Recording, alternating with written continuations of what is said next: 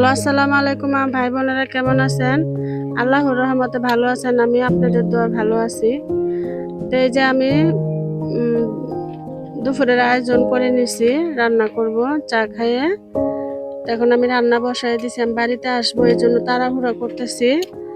তো আমি একটু কেনাকাটা করব আমার মার জন্য, আর এই যে একটু টুকটাক কিছু জিনিস নিব, পুরোনো জিনিস আমার মার জন্য।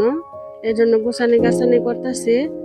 তা আমি বলছি হালকা পাতলা রান্না আমার ছেলে বউকে। তো এই যে আমি হালকা পাতলা রান্না বসাই দিছি, পুঁই শাক রান্না করবো সুরমা মাছ দিয়ে, আর লতি ভাজি করবো ইলিশ মাছের শুটকি দিয়ে। তো একটু দেখাইলাম কি কি করবো, আপনাদেরকেও দেখাবো। তো এগুলো করতে করতে রাত হয়ে গেছে, আর দেখাইতে পারি নাই। তো কি যে কয়, আমি বাড়িতে আইসা বয়সটা দিতেছি, আমি বাড়িতে আইসা করছি অলরেডি। আমি রাত্রে দেখাইতে পারি নাই, রাত্রের জন্য আবার নেট ছিল না, এমন বৃষ্টি ছিল, তো নেটের সমস্যা করছে, এই জন্য আমি ভিডিওটা দিতে পারি নাই। তা আমি বাড়িতে এসে যে সকালে আমি ভয়েসটা দিতে আসছি, তো এটা আমার আগে করা ছিল। তা আমি বাড়িতে আসছি, তো অনেক রাত হয়ে গেছে দেখে আমি ভিডিওটা দিতে পারি না, কিন্তু একটুখানি স্টেশনের ভিডিওটা থাকতে পারে। তো এই যে আমি সুরমা মাছটা কষাই নিব, কষিয়ে নিয়ে আমি পুঁই শাকটা রান্না করবো। তো এইভাবে খেয়ে দেখবেন, অনেক ভালো লাগে। তা আমি দেখতাম আমার মা আমার শাশুড়ির এইভাবে কষায় মাছ রান্না করতো, তো ভালোই লাগে। তা আপনারা এইভাবে খেয়ে দেখবেন। খালি ইলিশ মাছ দিয়ে আর চিংড়ি মাছ দিয়ে খাওয়া যায় না, অন্য মাছ দিয়েও পুঁই শাক খাওয়া যায়। তো আমার কাছে ভালোই লাগছে, অনেক পরিশ্রম করছি। তো আজকে গোছানি গাছানি করছি, পুরান কাপড় ধরি, পুরান জিনিস আমার মার জন্য। আমাদের এলাকার অনেক গরিব মানুষ আছে, ওদের জন্য নিছি।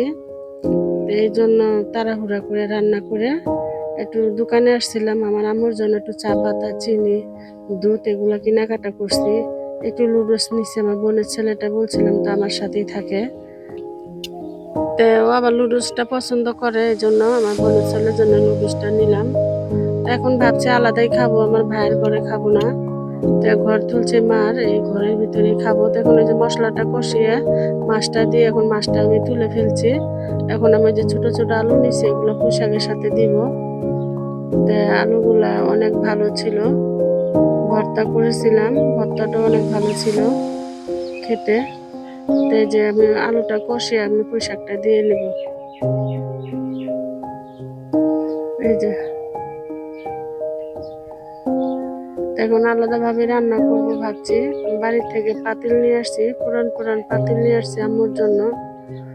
তে একটা সংসারের অনেক জিনিস লাগে। তো যে আমার আলুটা কষানি হয়ে গেছে, এখন আমি পুঁই শাকটা দিয়ে নিতেছি। পুঁই শাকগুলো অনেক ভালো ছিল আমাদের এখানে ক্ষেতের, ঢাকার।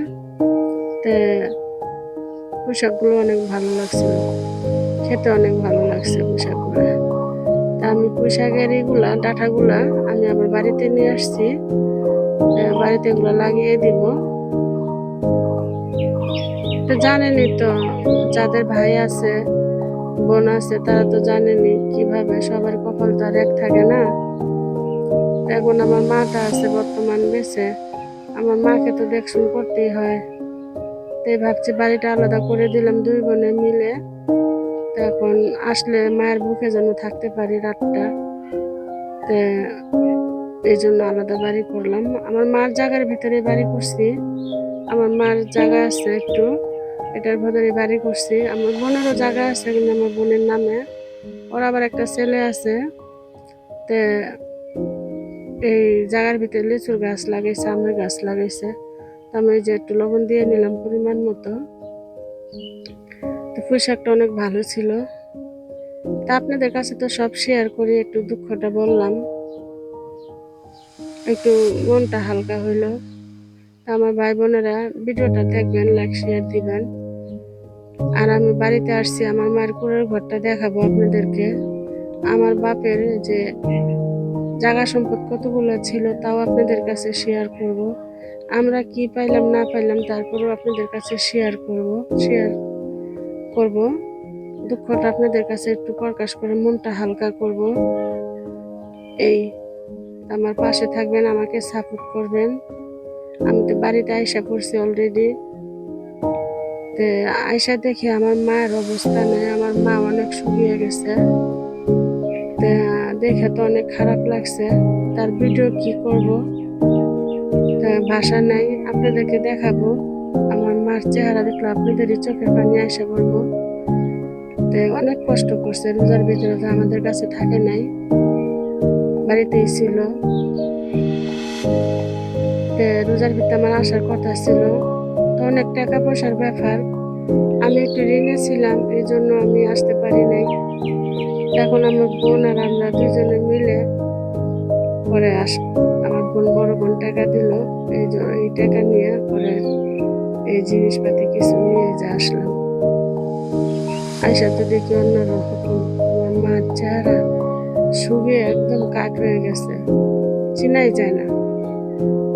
আপনাদের কাছে দেখাবো, আপনারা দেখলেই বুঝতে পারবেন আমি মিথ্যা বলছি নাকি। কারো মার জন্য এরকম হয় না, আমি বলি আমার ভাই বোনেদের, মাকে কষ্ট দিবেন না, মাকে পাশে রাখবেন। ভাইদেরকে বলতেছি যাদের মা আছে তারা পাশে রাখবেন, মাকে খোঁজ খবর নিবেন।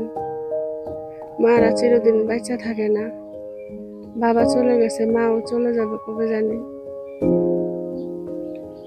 তাই একটু মাকে আমি একটু ভালো করার চেষ্টা করি, কিন্তু কি করব, কপাল খারাপ আমাদের, ভালোভাবে রাখতে পারি না। ভাড়া বাসা থাকি, মা থাকতে চায় না, এই জন্য মাকে বাড়িতে আইনা যে আলাদা করে দিব। আমার ভাইয়ের কাছেও রাখবো না, আমার ভাই অনেক আদর করে যথেষ্ট, কিন্তু আমি তারপর আমার ভাইয়ের কাছে রাখবো না। আমরা দুই বোনে যতটুকু পারি এতটুকু করবো। যে মাকে কুড়ের ঘরে দিয়ে দিলাম, বাথরুমও করে দিছি, দেখাবো আপনাদেরকে। বাথরুম আর কি যেরকম গ্রামে বাথরুম থাকে এরকমই করে দিছি। আল্লাহ বাঁচাইলে আবার সামনে আসলে কারেন্টের চুলা নিয়ে দিব, গ্যাসের চুলা, এখন আপাতত মাটির চুলা। তো তারপর আপনাদের কাছে শেয়ার করবো কি করলাম না করলাম। আপনারা সবাই দোয়া করবেন আমার মার জন্য। আমার বাবা স্ট্রোক করে হঠাৎ করে মারা গেছে, তা আল্লাহ যেন আমার মাকে সহিভাবে নেয়, ইমানের সাথে যেন নেয়, কোনো কষ্ট যেন না হয়, বিছনা যেন না পড়ে। আল্লাহর কাছে বলি, আল্লাহ আমার মাকে সুস্থভাবে নিও, কারো যেন খেজমত করা না লাগে। যেগুলো ইলিশ মাছের শুকিয়ে আমি লতিটা ভাইজা নিছি, কথা বলতে বলতে ভুলে গেছি, বোনেরা মাফ করবেন। তা আমি লতিগুলো হালকা একটু তেলে ভাইজা নিছি, নিয়ে আমি উঠায় রাখছি। উঠায় এখন ইলিশ মাছ আমি করে কষাই নিতেছি। লতিটা রান্না করবো। আপনার ভাই রাত্রে 1 কেজি লতি আনছে, এগুলো অনেক কষ্ট করে আমি একা একা বাচ্চা, আমার হাত ফুলে গেছে। এগুলো লতি ছুটে না, আমি যেভাবে পরিষ্কার করছিলাম দেখাইছিলাম, আর পরিষ্কার এভাবে হয় না। পরে কি করবো, পরে হাত দিয়ে চিমটে চিমটে লতি এগুলা বাচ্ছি রাত্রে। 1 কেজি লতি আমি একলাই করছি, আমার ছেলের মতো বাচ্চা আছে, পারে না, তো আবার অন্য কাজ করছে। এদিক দিয়ে এদিক বাড়িতে আসবো, এদিক দিয়ে আপনার ভাই লতি আনছে, কি করবো, ওর বলে খাইতে মন চাইছে, তো কষ্ট করে রান্না করে দিয়ে আসছি লতিগুলা। যাই হোক, মনে কিছু নেবেন না, দুঃখটা একটু আপনাদের কাছে একটু শেয়ার করলাম, মনটা একটু হালকা হলো। যাদের যাদের বাবা মা আছে দয়া করে দেখবেন, আপনারা পাশে থাকবেন, কি খাইলো না খাইলো দেখবেন। তা আমি তো কিছু আনতে পারি নাই, চোখে দেখা দেখে যাব,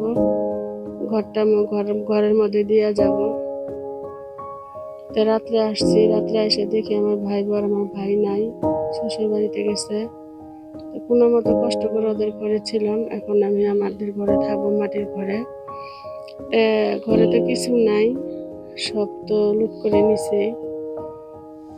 এখন একটা চকি আনবো, আপনাদের কাছে শেয়ার করবো। তো এই যে আমি মশলাটা কষিয়ে সবকিছু দিয়ে নিছি, লবণটাও দিলাম এখন। তো যাই হোক, লতিটা খাইতে ভালোই লাগছে, ইলিশ মাছের শুটকি লতি দিয়ে রান্নলে তো অনেক ভালো লাগে, জানেন। তা আমি যেভাবে খাই সেভাবে দেখানোর চেষ্টা করলাম, ভুল হলে ক্ষমা করবেন। এগুলো করে আমি তাড়াহুড়া করে, আমরা তো হাতের ব্যথা, তারপর আবার এই জিনিসপাতি গুছায় টুছায় সব কিছু করে ওকে করে রাখছি। পরে সকালে রওনা দিছি ভোর টাইমে।